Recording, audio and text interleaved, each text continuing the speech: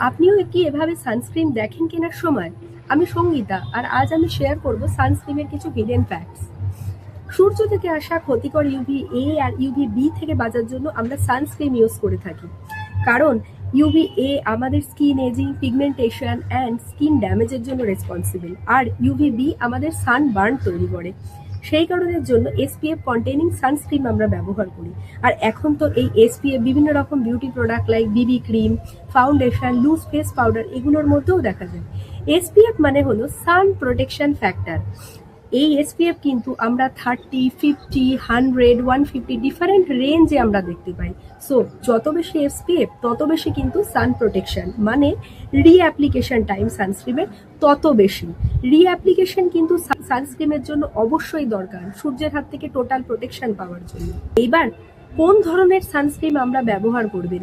দেখুন, যাদের সান exposure normal থাকে, মানে আপনারা অফিসে বসে কাজ করছেন, এখানে সান রেজের পরিমাণ অনেক কম, সেখানে আপনারা এসপিএফ 30 থেকে এসপিএফ 50 কিন্তু আপনারা চয়েস করতে পারেন। কিন্তু যেখানে আপনারা বাইরে রয়েছেন, লং আউটিং বা সুইমিং করছেন, প্লে গ্রাউন্ডে রয়েছেন, সেখানে কিন্তু আপনাদের অনেক বেশি পরিমাণ এসপিএফ কন্টেনিং সানস্ক্রিন চয়েস করা উচিত।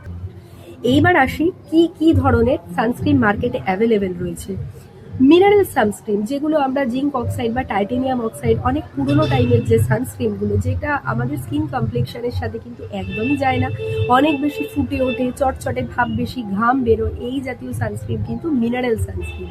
আর এখন যুগের সাথে তাল মিলিয়ে আপনার কমপ্লেকশনের সাথে ম্যাচ করে কিন্তু আপনার অনেক অ্যাবজর্বেবল বেটার সানস্ক্রিন বাজারে অ্যাভেলেবেল রয়েছে। সেগুলো কিন্তু সব কেমিক্যাল সানস্ক্রিন, যার মধ্যে অক্সিবেঞ্জো, দেন হোমোসাইলেট, অক্টোক্রাইলিন এই জাতীয় ইনগ্রেডিয়েন্ট কিন্তু পাওয়া যায়। সো আমাকে কমেন্ট সেকশনে অবশ্যই জানান কোন ধরনের সানস্ক্রিন আপনি বেশি প্রেফার করেন।